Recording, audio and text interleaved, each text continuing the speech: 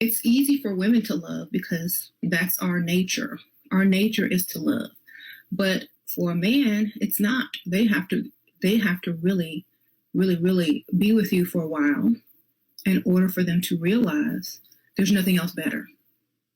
You know, man must earn your love, first of all. Yeah, because when a woman is really good looking to a man, I'm gonna be honest with you, when they don't know you, it's hard to see your individuality because of the physique, right? We're so visual that it's hard to sense the abstract in you. It's hard to sense what you might consider the the soul of who you are. And so guys takes a little bit longer. Even if they like you, to sense your soul per se, it takes guys a little bit longer. If you're out there giving love away, throwing it at people, just giving it up to anybody, giving love, and I'm not talking about sex, I'm talking about genuine feelings of admiration and love, and I'll do anything for it. Basically, you know, when you like them or love them and they don't even love you. So y'all are just giving that away and looking for it in return, And usually they give it away because of just desperation. You're just desperate, that's all. but you're not going to find it in return because unless it's another woman and they're looking for love and you're looking for love and y'all find each other and y'all have a woman to woman type love, then Relax, Shira, okay? Relax. Guys can love and then you have to worry about who's going to pay the bill. Today's oh, okay. Well, that's why lesbian relationships seem to be a little complicated, you know? lesson is how to decenter men and stop But usually that happens, like I said, is because men are the center of your life. You know, when you make guys the center of your life, you're gonna make mistakes. You're gonna unconsciously do things that is chasing. In other words, I like to call it reverse supplication, where you sort of beg indirectly, where you sort of beg without passive aggressively begging someone to be in your life. craving male validation. You need to find hobbies that don't have to do with men. If you don't have any hobbies, then the only real thing going on for you that's outside of the normal is your relationship. Next is make a to-do list every single day that doesn't have to do with men. Wake up. I don't know about this girl. I think that, well, honestly, you got to start doing something. It is true. You got to just stay busy. It really comes down to staying busy and having your mind focus on different things consistently, because if you're idled and you're just fucking staring at the sun like a hippie, you're gonna start to naturally, and I mean naturally, start to value men more than they should, because it's part of your biology. You're wired to value guys. That's just how it is, right? And so if you're not careful with it, you're naturally gonna go in that direction. You get on a dating app, you text men, swiping on a dating app to texting these men, and then you call them and you're on FaceTime with them all day. You're always with them. Anytime they want you to pull up, you're pulling up. Texting them all day will not be a fucking option because you're gonna cut that out by only doing things that you have to do on your to-do list. Obviously, keep yourself so busy that you don't have time to think about them. This one works wonders. You don't have to act like, oh, I'm gonna ignore his text for 3 hours because, girl, you're already not gonna respond for those 3 hours because you're gonna be doing things. Yeah, it's just that it comes down to you not prioritizing them. Like for example, right? How does a man decenter his family? A lot of the times they become addicted to drugs, right? When you become deeply addicted to drugs, your dopamine system gets hijacked and you're only focusing on getting high. Everything else becomes part of the background.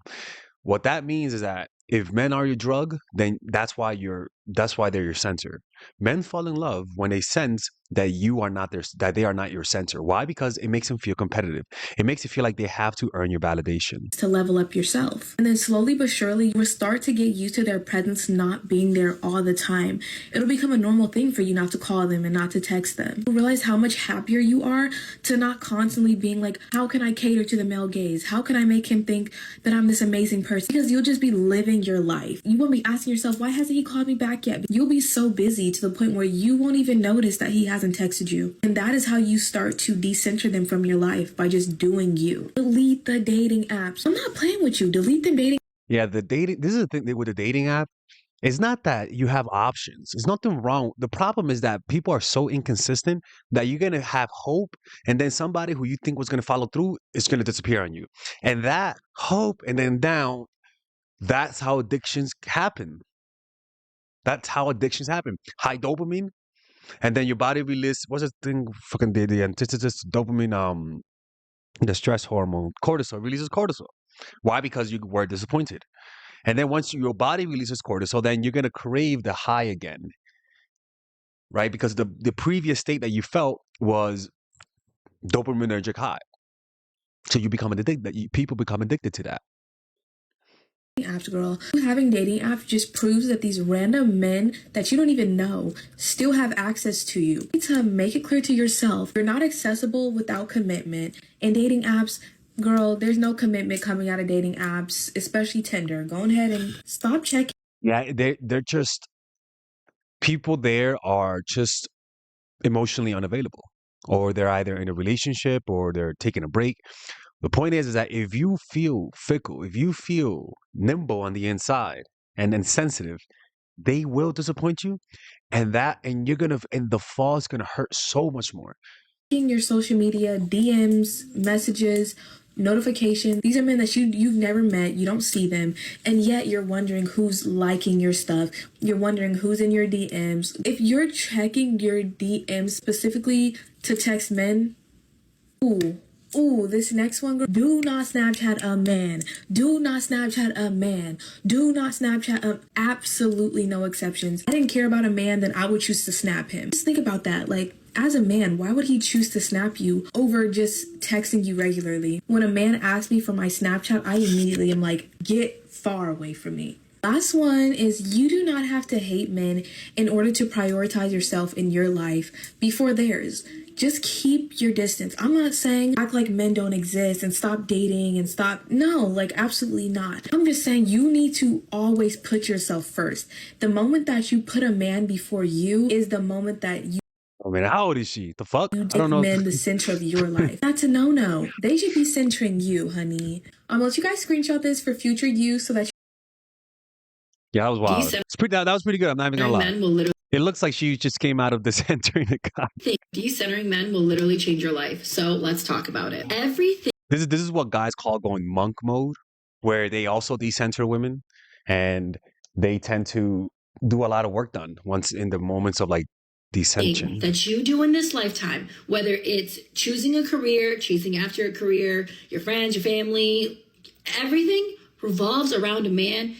You're embarrassing. A lot of people think that decentering men means that you have to hate men, you have to be anti-men. No, decentering men is not that. Decentering men means that you, as an individual, do and chase whatever that is that you want to do. You are not going to compromise your lifestyle. You are not going to compromise the life that you have, the career that you are building, the things that you want to do because of a man. Because oftentimes I see so many incredible women that have so much fucking potential throw it out the motherfucking window because they are with some dusty ass man who is insecure. The second that you are more centered with who you are as a person, what you want to do, you will start attracting the right types of people into your life. You will start attracting the right type of opportunities into your life. You will start attracting literally everything that is so incredibly great for you, all because you aligned yourself with who you truly are. And also, the last thing, you really want to be known as the girl who's boy crazy? Do you want to be the girl that is literally known for revolving your life and world around a man? You are your own person before you are anybody else. Yeah, but the problem is that that's not what they feel. I'm telling you, man, when you center the opposite sex in your life, it's just because you're not happy with yourself, right? Or that's what you saw your parents do. Your mom made men the center of her life, and that causes you to copy them and do exactly as they say. And it's almost like, and again, like sometimes you're just depressed, sometimes you're sad, sometimes you just want to feel good about yourself, and so we get used to chasing the opposite sex as a way to feel better about ourselves. And what tends to happen is that it does the opposite, where you feel worse about yourself.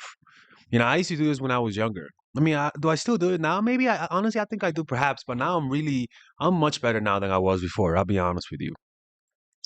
I am much better than I was before. Before I was really, I did not, because you don't notice it in the moment, you know, like you don't notice yourself. making them the center because you're rationalizing it and you're in the moment. Like you're not looking at it from like years later. You're looking at it in the moment and you're like just going about your life, going about your own biology, doing what your body says. And then when you start to mature and you start to see like where it took you, then you begin to realize, you know what, maybe made them the center of my life, and it's hard to see that in the moment because your ego just doesn't want to let you think that you really are that needy and desperate, but you are. And that's why the truth is, I am kind of needy. I am kind of desperate. That's how I am. But I work around that. I work around through creating space, meditation. Anytime I feel really needy, I go into a deep state of meditation and do these types of videos, and they help. You know, helping myself helps you guys, and that's the best way for me to help everyone and not be toxic. What within you can help you feel more validated with who and where you are in your life? And if and when you do attract somebody who is so down for you because of who you authentically are, that is going to feel so good. Or if you already have somebody and you are just more yourself and they just fall more in love with you, if you give that power to anybody else, that is just going to be a recipe for feeling unfulfilled, for feeling like you're constantly chasing something, constantly looking for something, when what it is you're actually seeking is within yourself. Yeah, what we're seeking is peace. Is not what we're seeking is the seasons of looking around for more. Right? Because think about it, right? You find someone that you really like and you genuinely stop looking around because you found them, right? But really what's happening on the inside? What's happening is that now your brain stops looking for dopamine and it's enjoying what it has. In other words, it creates peace, right? And when you create that type of peace, you stop seeking and you feel happy. But that's what people really want when they're looking for a relationship. The thing is that you're wired to feel unhappy when you're not with someone. You know what I mean? And this is a way to hijack that part of your brain through developing a meditation practice. Less. You can feel how he's losing interest in you and you're doing everything in your power to keep him. Do a little less. He comes from late from work, he's annoyed, and you're trying everything to make him happy again, trying to fix him. Do less. Instead of taking you out for dinner, he rather goes out to the pub with the boys and watches footy.